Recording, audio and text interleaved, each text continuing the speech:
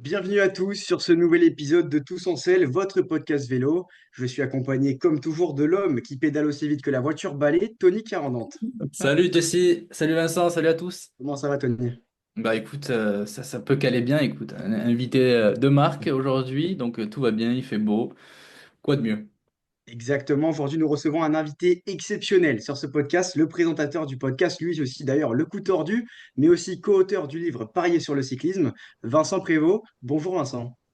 Salut Tony, salut Jessie, salut à, voilà, à tous les amis connectés sur le podcast et un grand merci pour l'invitation. Comment ça va? Toujours bien hein, quand on parle vélo, quand on parle cyclisme, quand on vient partager sa passion avec des passionnés, ça peut que aller. C'est peut-être ça la définition du bonheur. Tu as bien raison. On est extrêmement heureux de te recevoir et on va commencer justement par une brève présentation. Vincent, qui es-tu? Que fais-tu dans la vie? Et n'hésite pas à nous faire une petite présentation au topo de ce que tu fais. Alors, ce que je fais dans la vie, je suis animateur radio à Skyrock, voilà, où j'anime des émissions sur l'antenne nationale le week-end. Je m'occupe aussi du décrochage régional de Skyrock dans le Nord et dans le Pas-de-Calais. Donc ça c'est pour la partie métier, mais métier aussi passion, alors, vraiment de manière indépendante. Aucun Aucun. rapport avec Skyrock. Comme ma passion, c'est de créer du programme et que j'ai une autre passion à côté de la radio, le sport en général, mais particulièrement le cyclisme. Il y a un petit peu plus de 2 ans maintenant, avec Latib, bien connu dans la communauté des fans de cyclisme, et avec Enzo, lui aussi célèbre, voilà, et grand suiveur du cyclisme italien, mais pas que. On a créé le podcast Le Coup Tordu.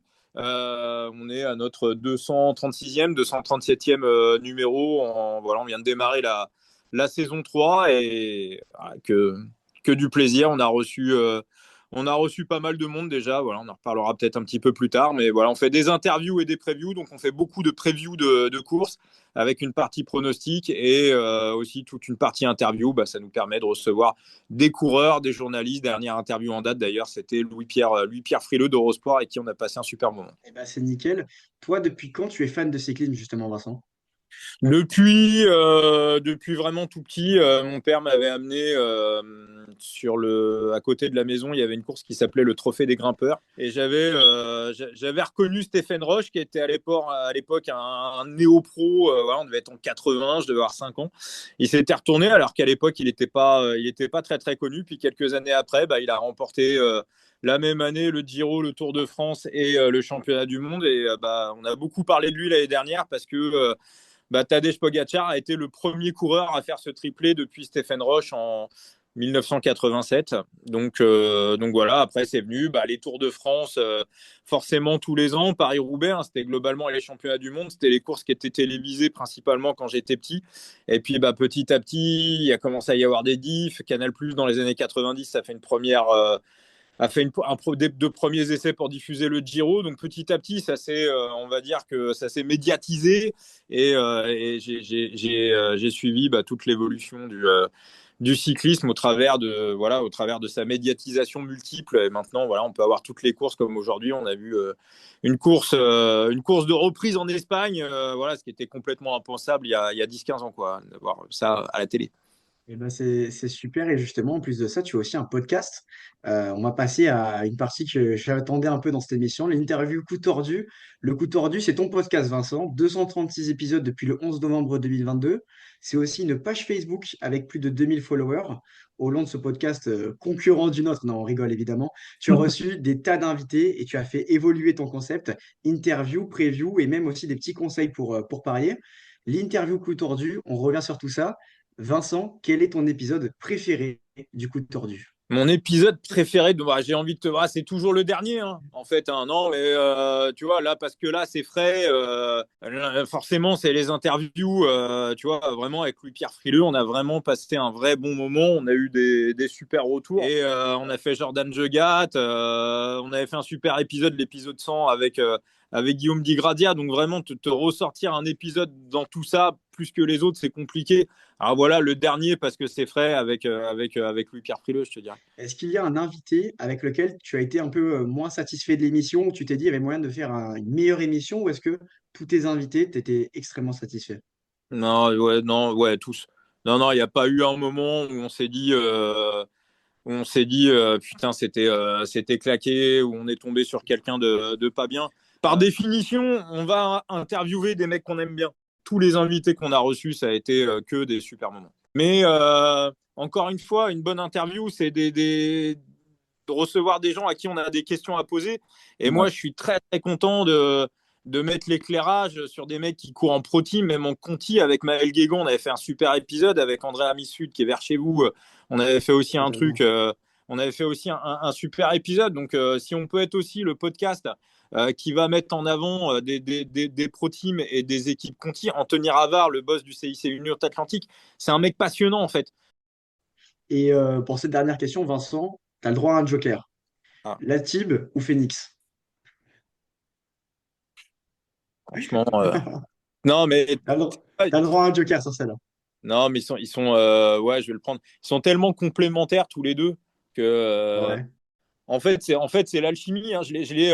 Thibaut, je l'écoutais, il faisait des previews sur Ladbrokes avec Gilou. Et Enzo, lui, je le lisais parce qu'il faisait déjà ses previews écrites.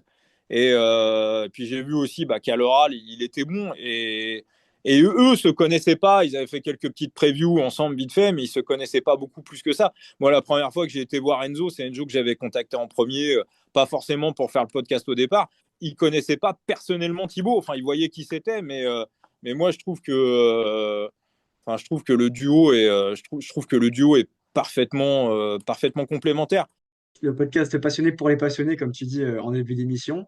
Et il y a une autre phrase d'ailleurs que tu dis beaucoup en début d'émission qui va nous permettre de faire une transition. Jouer avec excès comporte des risques, Hum. Vincent. Cette phrase, tu l'as répétée de nombreuses fois, puisqu'un de tes domaines de prédilection, c'est le pari sportif. Tu as écrit un livre, Parier sur le cyclisme, votre futur complément de salaire avec Rémi Gémeaux. Alors évidemment, il n'y a pas que les parieurs qui écoutent tes previews, parce que le jeu des pronos peut se faire par plaisir, hein, et on va d'ailleurs se prêter à cet exercice juste un peu après. Concernant ce livre, comment as-tu eu l'idée d'écrire un livre sur les paris sportifs et le cyclisme?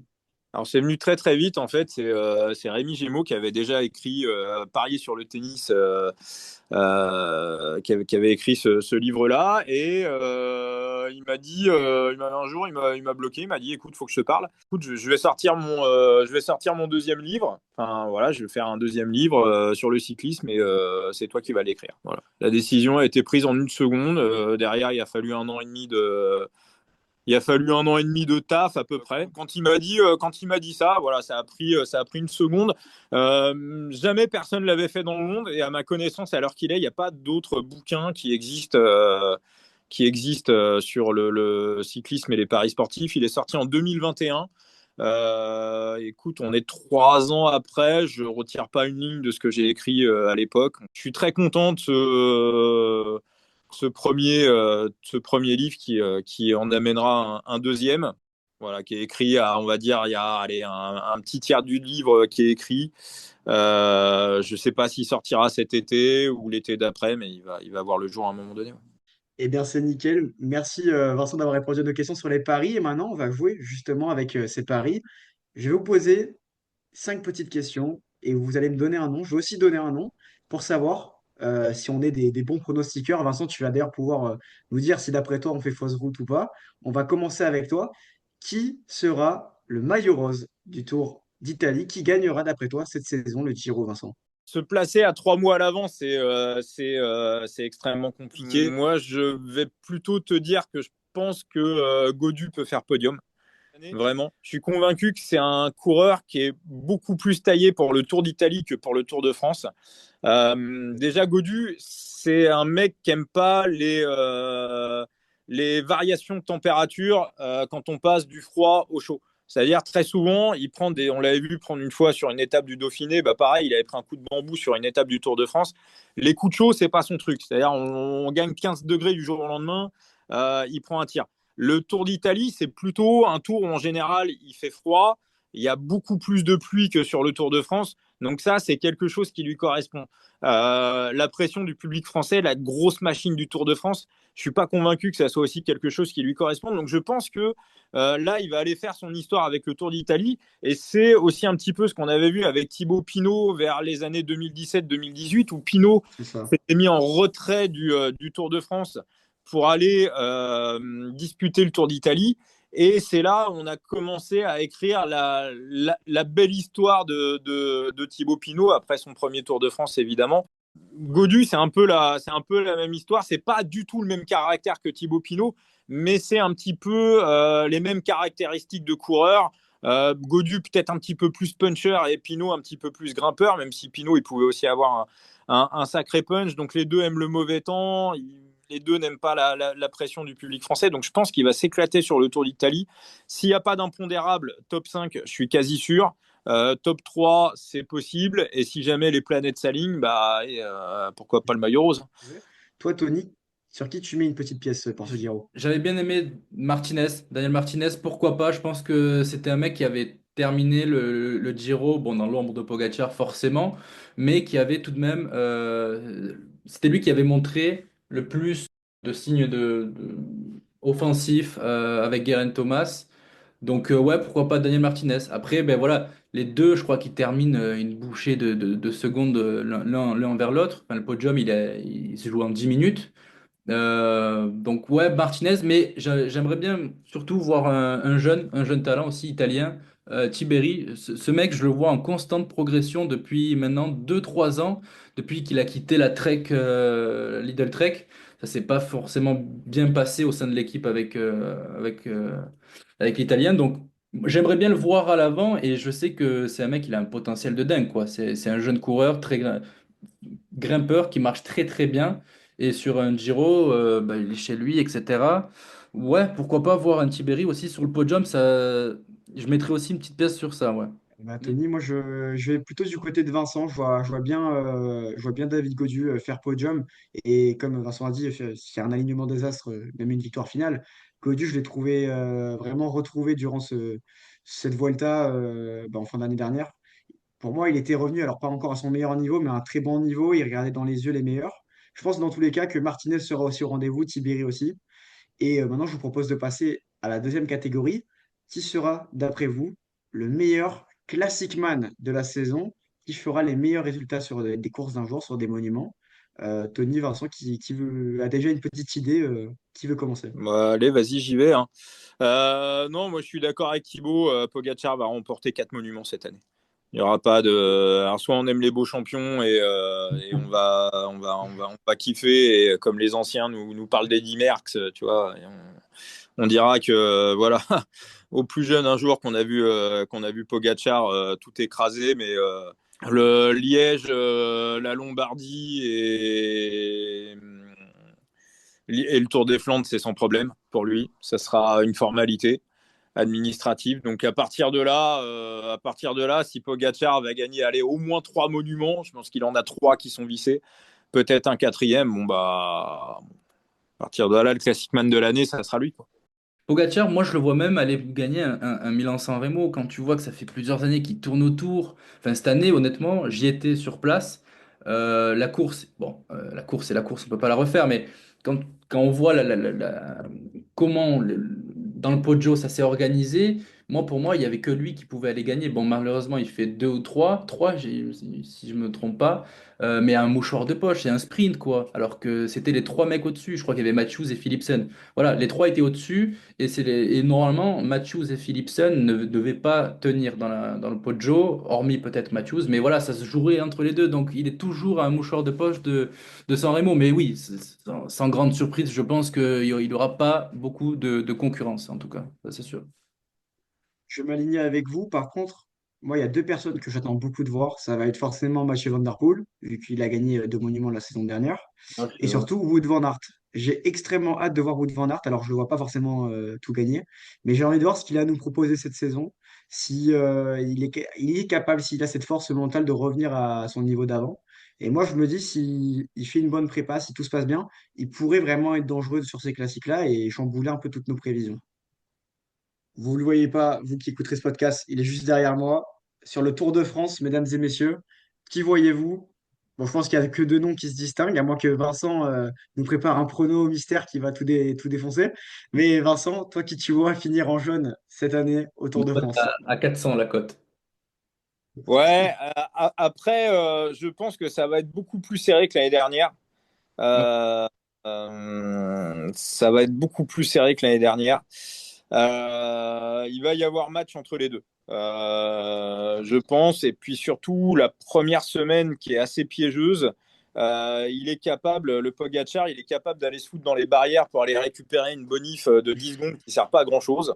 Donc, honnêtement, je n'irai pas mettre j'irai pas mettre mon compte en banque sur Pogacar là, maintenant, tout de suite. Et ça va être une sacrée baston. Il va pas lui mettre une tôle comme il lui a mis l'année dernière. Bah oui, complètement. Bon, il n'y a pas eu photo l'année dernière, mais là, cette année, on va voir. Les deux, ils n'ont pas encore repris, ils reprennent assez tard. Mais ouais, s'il n'y a pas de problème de part et d'autre, bon, c'est sûr que ça va être 100 fois plus disputé que jusqu'à présent. Bon, on a bien vu, hein, Pogacar est capable de se faire battre, est capable de se faire battre sur 3 semaines, donc ça m'étonnerait pas que voilà. sur le potentiel vainqueur, on va dire, ou en tout cas un favori qui pourrait se dégager. Je suis d'accord avec vous, c'est vrai que c'est peut-être la bataille la plus indécise parce que quand on connaît Vingegaard, on se dit que le tour dernier, ça a laissé un sentiment assez amer et c'est clairement pas impossible qu'il souhaite désormais revenir à son meilleur niveau et reprendre ce jeune. En tout cas, merci à vous de vous être prêté au jeu des pronos. J'espère que Vincent, quand tu réécouteras ce podcast-là, quand tu liras les pronos, tu diras, ah bah là j'avais eu raison, ça s'est passé comme je voulais. Et voilà, tu pourras nous faire la petite dédicace s'il y a un prono qui se passe correctement. Et on finit, comme d'habitude, ce podcast, Vincent, avec le qui suis-je. Je vais donc te faire deviner à Tony aussi, un coureur qui est dans l'actu. Les questions que vous allez me poser se répondent par oui ou par non. J'ai 5 indices que je vais donner à travers le temps. On va commencer avec un indice, quelques minutes plus tard un deuxième. Et le premier à trouver entre vous deux l'emporte. C'est un coureur, premier indice, connu en 2020, ses premières grosses victoires, lorsqu'il était à Alpecin Phoenix. Ok. 2020, Alpecin. Ouais, belle année où il a un peu plus marché que les années précédentes, et ensuite ça s'est enclenché. Ok, est-ce que c'est un sprinter? C'est un sprinter. Ok, je crois que j'ai un nom. Il est plus chez Alpecin. Il n'est plus chez Alpecin. Il est Ouais. passé à la Quick Step. Euh, non, Tim peut-être. Merlier. Ah, Tony qui l'a trouvé. J'allais dire Cadem Groves, mais ouais, ok. Bien joué. L'autre indice, c'était victoire sur le Tour en 2021 pour Merlier. 4 victoires sur le Giro, je l'ai aussi donné. Et actuellement, enfin, champion d'Europe en 2024. Donc, forcément, forcément, ça c'était un peu un gros indice vu il a littéralement le maillot. Donc, bah, bravo Tony. C'est la deuxième fois de suite que tu trouves. En plus, là, tu as pris de vitesse Vincent qui était parti sur une bonne piste, Kaden Groves. Tim Merlier, dans ce début de saison, vous le trouvez comment? Il a l'air d'avoir déjà mis la machine en route. Ah bah oui, complètement, complètement. Bah, il a déjà gagné la première étape de la Lula Tour. C'est une course où il y a quasiment que des sprinters qui s'alignent. Donc c'est que le mec, il est déjà un peu en forme.